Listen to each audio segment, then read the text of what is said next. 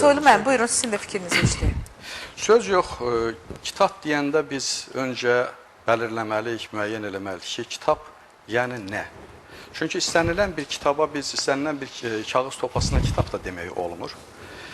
Kitab əgər özündə dərin həyatı anlam daşıyan, bilik daşıyırsa, əlbəttə bu kitaba üst tutmaq insanda ciddi zəka formalaşdıra bilir. Onun hətta özünün həyatının yönünü müəyyən eləyə bilir. İnsan özünün varlığını anlamağa başlayır. İnsan kitab vasitəsilə özünü kəşf eləyir.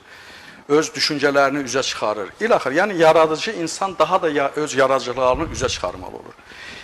Bir də var kitab dəbi. Məsələn, illər öncə mən mətbuatda bir yazı yazmışdım.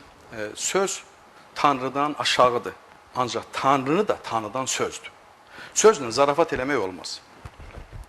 Mən illər öncə birinci kitabım çıxanda sizə səmimiyyətlə deyirəm, mənim dizlərim əsirdir məsuliyyətdən. Ki, mən toplumun qarşısına çıxıram və deyirəm ki, mən kitablıyam, mənim kitabım var. Zarafat eləmək olmaz. Neçənci ildə çıxıb ilk kitabınız? Yanılmıramsa 2006-da ya 2006 idi deyəsən. 2006-cı il yanılmıramsa. Yəni, bilirsiniz, bu kitabın topluma deyəcəyi söz olmalıdır. Nə deyir? Kitab mənə nə deyir? Kitab məni hara çağırır? Kitab mənə nəyi öyrədir? Əgər biz bu açıdan yanaşarıqsa, baxarıqsa, biz söz yox ki, istənilən kitaba, kitab deməyə boşur da deyilik. Ona görə böyük ədəbiyyatdan, böyük kitablardan gedir söhbət. Böyük sözü ifadə edən, böyük sözü tanıdan kitablardan gedirsə söhbət. Əlbəttə, kitab insanda dediyim kimi həm idraki bir gəlişmə formalaşdırır, həm də insanın özünü kəşf etməsinə, özünü bir insan olaraq, bir varlıq olaraq dərk etməsinə hazırlayır. Kitaba belə baxardım.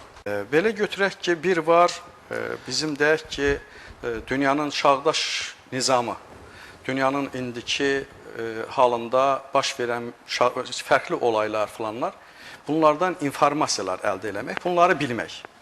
Bir də var, həyatı dərk eləmək.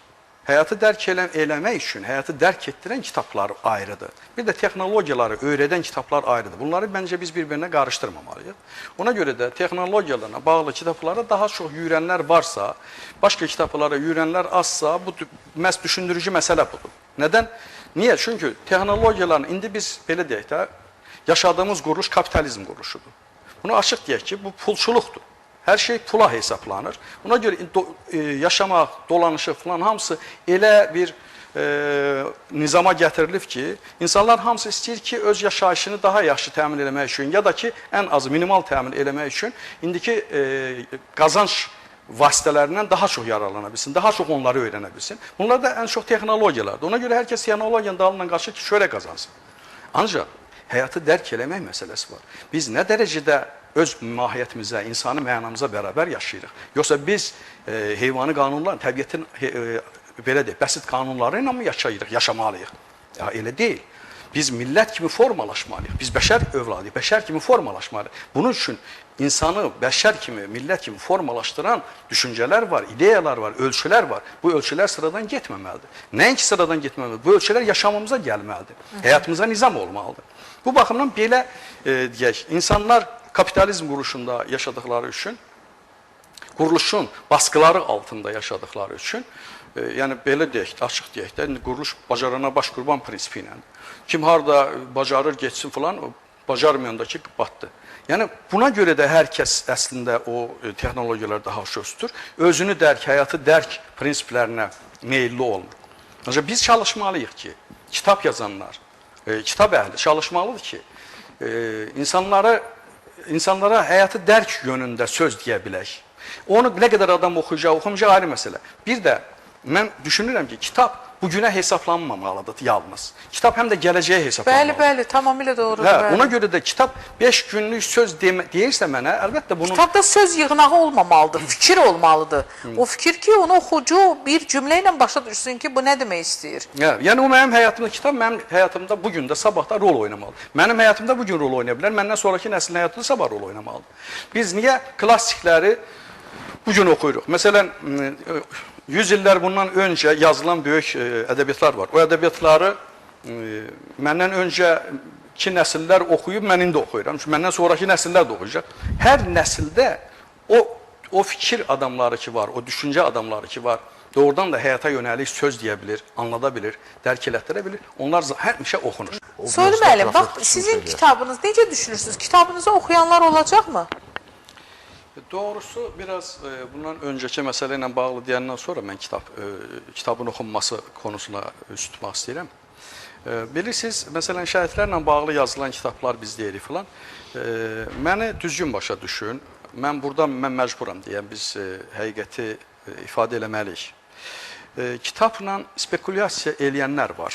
Məsələn, şəhidlər haqqında kitab yazıb, şəhid ailələrini aparıb, satıb, pul qazananlar var. Əlbəttə, bu cür kitabların yazılması ləyaqətə uyğun deyil. Bu insanları, əlbəttə, o ruhu aşağılamaqdır, milli ruh aşağılamaqdır, şəhid ruhunu aşağılamaqdır. Belə şeylər yol verilməz bir məsələlərdir. Deyək ki, kitablarda bir var, məsələn, vətən qoruyan, vətən uğrunda ölən, bir var, xalqın işində böyük düha, böyük idrak adamları, böyük ideya adamları, böyük ideologiya adamları ki, vətəni mənəvi olaraq, tarixi olaraq var eləyən o düşüncələrdir. Bax, o düşüncələrin özünü işləmək, özdə baxır kitabı, kim yazır, kim işləyir məsələsi var. Ona görə tamam umacaqsız, tamam ciddi insanlar olmalıdır ki, o kitabları yazsın və o kitablar da dərsliklərdə ya da dərsdən kənar, qıraq bir tələb kimi qoyulub oxutdurulsun. Bizim ikinci o ki qaldı, məsələn, kitabların oxunub-oxunmaması məsələsi. Doğrusu, məsələn, mən düşünmürəm ki, biz kitab yazırıq, bu kütləvi oxucusu olacaq. O açıdan yanaşıb da yanaşsaq, onda gələk kitab yazmağa başlamayaq. Bir kitab neçə insanı tərbiyələndirə bilər, belə deyək. Ədəbi tərbiyə verə bilər.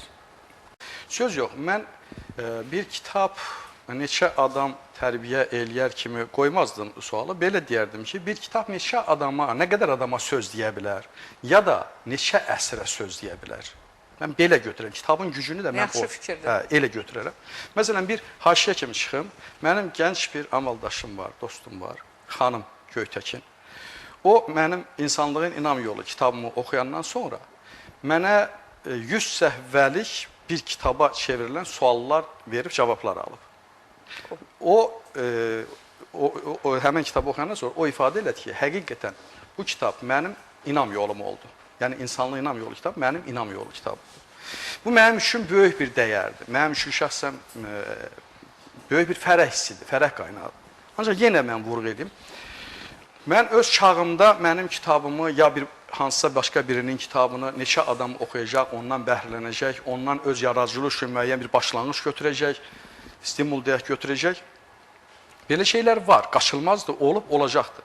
Deyə bilmərəm neçə adam, ancaq yenə deyirəm, kitab söz deyirsə, o yalnız öz çağına hesablanmır, o gələcəyə hesablanır. Onun üçün mən deyirəm ki, kitab neçə 100 ilə söz deyə biləcək. Kitab gələcək 10 illərə, 100 illərə söz deyə biləcəksə, onun öyrədəcəyi insanların sayı çox olacaq. Aydındır. Mənəviyyat, mədəniyyət, mənəviyyat, maddiyyat. Bunlar arasında həmişə mübarizə gedib. Bəzən belə bir fikir var ki, əgər alimdirsə, yazardırsa, bu maddiyyatı düşünməməlidir. Bu sadəcə o elə yazmalıdır, yazmalıdır. Əgər mən kitabı yazıramsa, mən elə ac qalmamalıyam ki, mən yazdığım kitabı satışa... Bu mənim şəxsi fikrimdir. Bəlkə də kimsə mənimlə razılaşmaz. Mən bu kitabı yazmışamsa, mən bunu satışa buraxıram. Qoy mənim oxucum oxusun, tərbiyələnsin, bilgisini artırsın. Soylu mənim, buyurun. Mən bununla bağlı öncə kitabların qiyməti ya maddi mənəvi məsələlərdən öncə mən bu kitabları təqdim eləmək istəyərdim. Məsələn, burada gördüyünüz kimi, burada məsələn, Asfatanın kitabı var, Görmək İnsanlığı adlanır bu kitab. Nədir bu kitab? Bu kitab milli insani özünü dərkdir. Milli insani özünü dərk yoludur. Buna görə, məsələn, biz bu kitabı və bu kitabları, bu mənim kitabımda Söz İşığı adlanır. Söz İşığı, eləmi? Bir də, baxın, bunu mən niyə göstərirəm? Sizin sualınıza... Bu, mənim soy kökümlə bağlı bir kitabdır. 9 arxa dönənimi mən araşdırıb yazmışam. Bu kitabı mən ümumi mənzərəni deyim, sonra izaha keçəcəm. Bu kitabı mən şəxsi vəsaitimlə çap eləmişəm, öz soyumda paylamışam.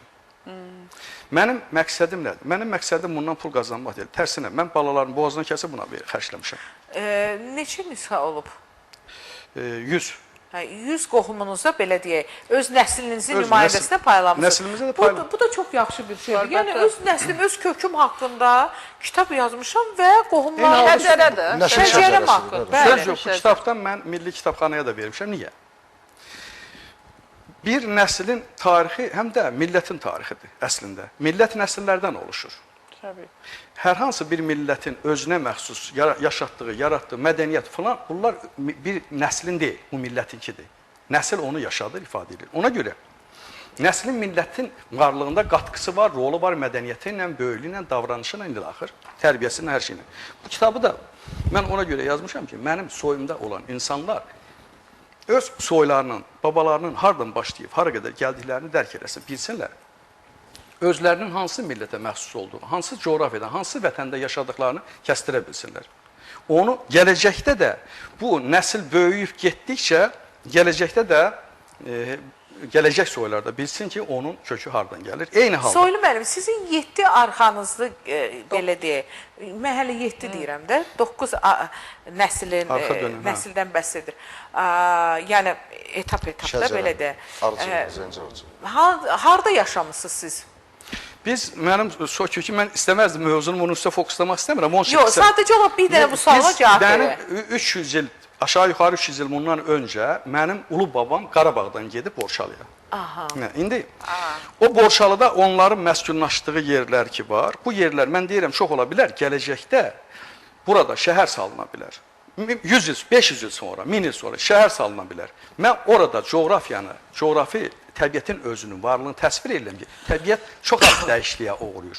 Nə qədər şəhər də salsa neysə, təbiət əsasən dəyişikliyə uğramır. O təbiəti təsvir etməklə mən burada kimin başladı, hardan gəlib, hara getdiyimi bilmək üçün belə bir səhnə yaratmışam, belə deyək. Belə bir görüntü yaratmağa çalışmışam.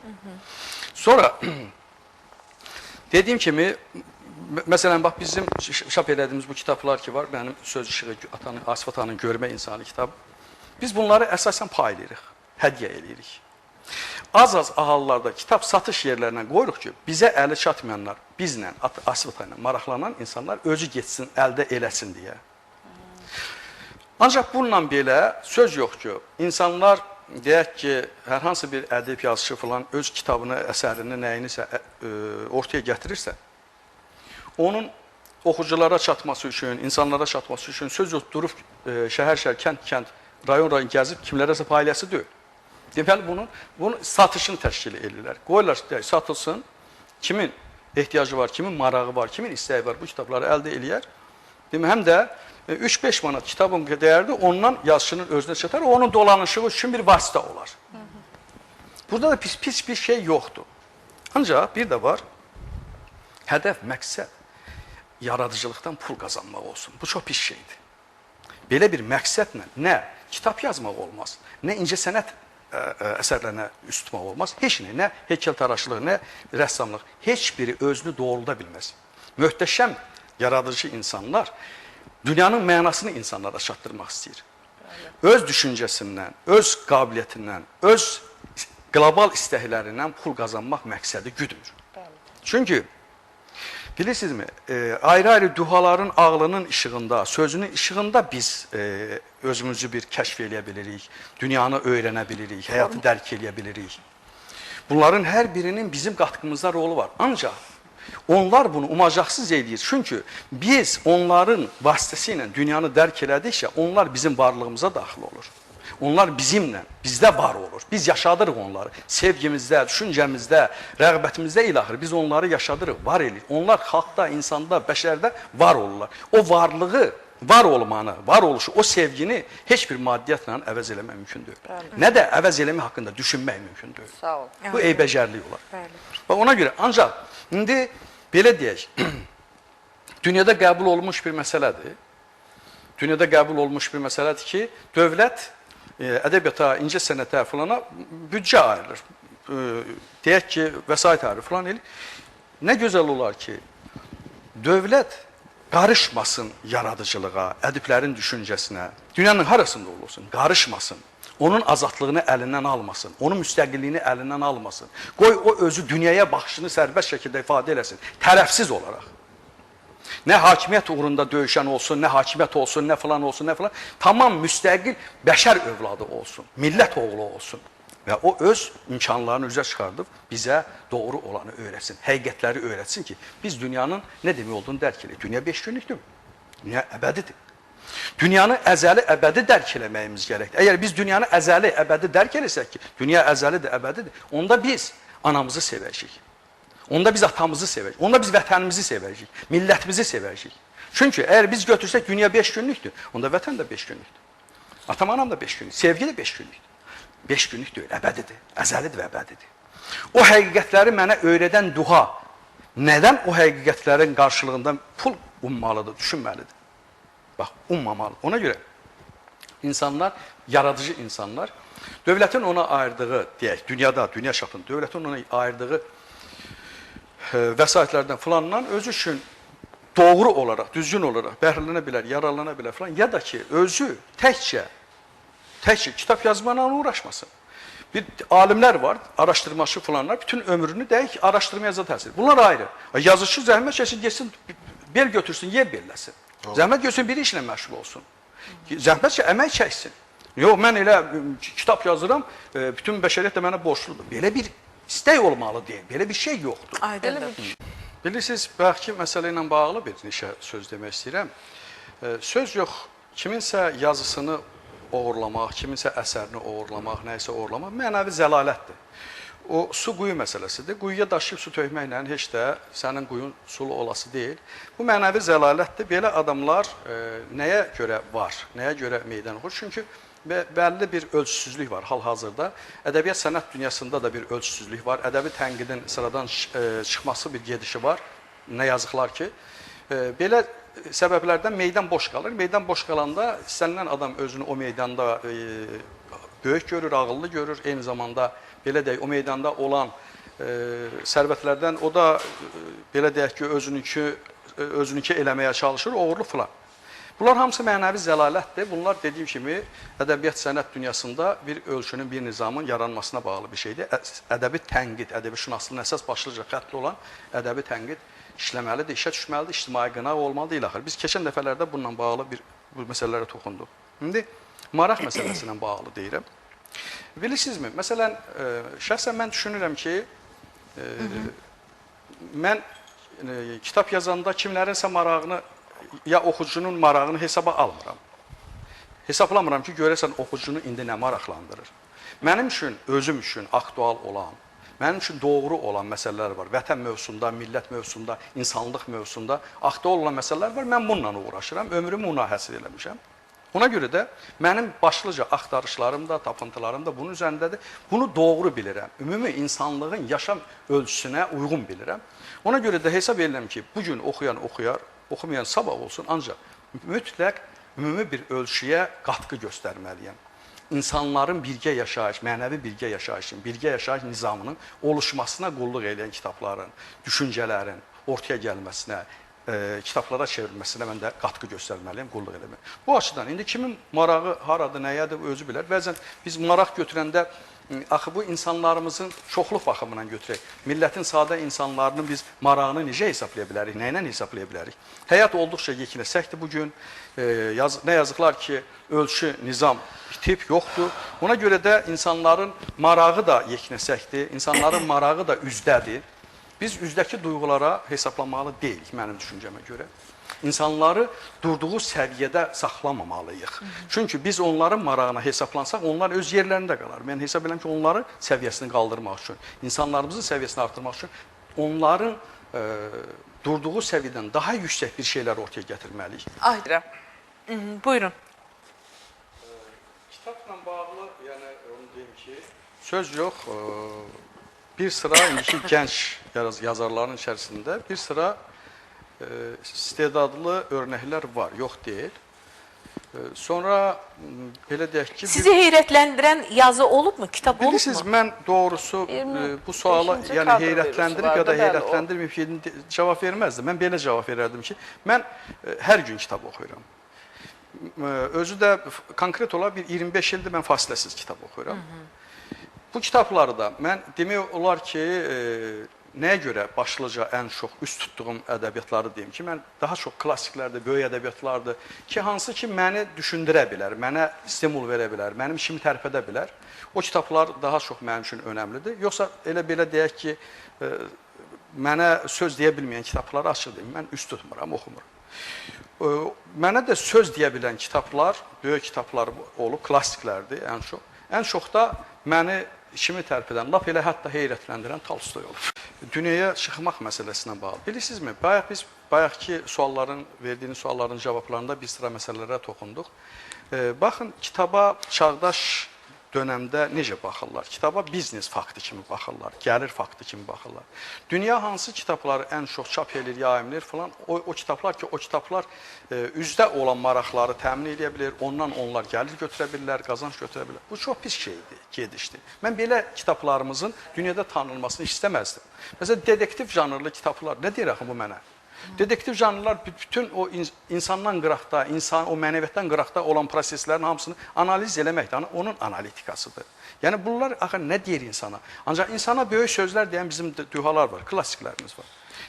Dünya bunu götürmür. Dünya bunu öz xalqları, dünya xalqları, öz dillərinə çevir, öz xalqına sunmur. Niyə? Məsələn, konkret götürək bugün inkişafın önündə gedən Avropa xalqları. Avropa xalqları hər şeyə pragmatik yanaşır. Hər şeyə qazanc gözü ilə baxır. Hər şeyə kapitalizm quruluşunun tələblərindən yanaşır.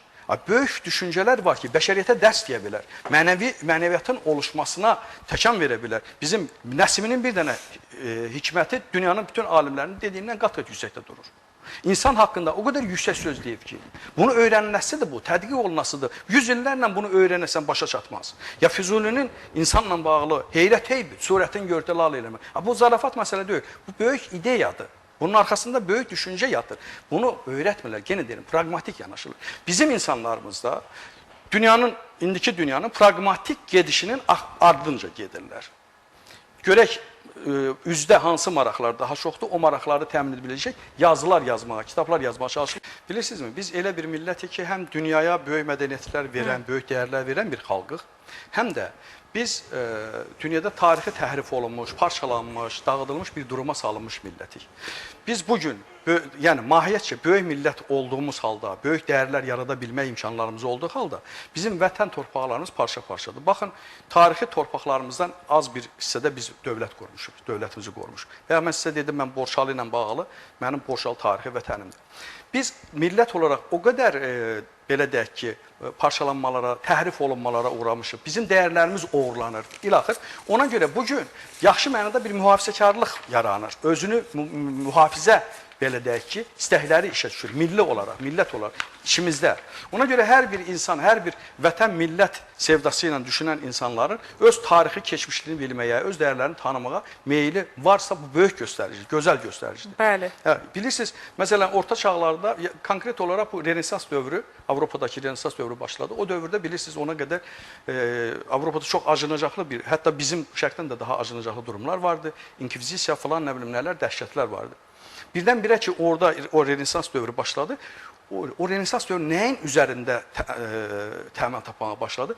Milli özünü dərk məsələsi, millətçilik məsələsi. Daha çox millətçilik. O millətçiliklə Avropa bugün Avropa həddinə gəliş atıb. Baxmayaraq ki, millətçiliyi şovinizmlə eyniləşdirib sıradan çıxarmağa çalışırlar. Mən elə yanaşmıram. Millətçilik, bayaqdan dediyimiz bütün o milli dəyərləri tanımaq, dərk eləmək, onun üzərində öz milli təşəkkülünü tapmaq anlayışıdır. Diqqətinizə görə təşəkkür edirəm. Sağ olun.